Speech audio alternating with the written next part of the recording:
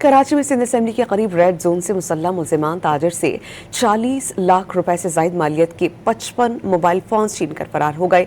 वज़ीर दाखिला सिंध और पुलिस चीफ ने नोटिस लेते हुए मुल्जिमान की गिरफ्तारी की हिदायत जारी की। रेड जोन एरिया है, पे वारदात हुई है। तकरीबन 55 मोबाइल थे, लाखों रुपए की मालियत का मोबाइल थे। हमारा मुतालबा है कि हमारा माल रिकवर किया जाए।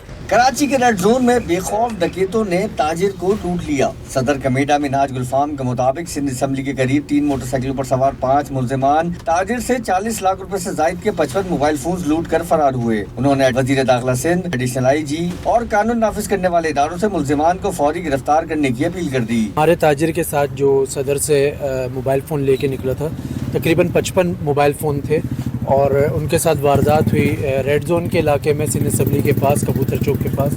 और जो 3 बाइकों पर 5 मुल्जिमान थे जो तमाम मोबाइल फ़ोन लूट कर ले गए।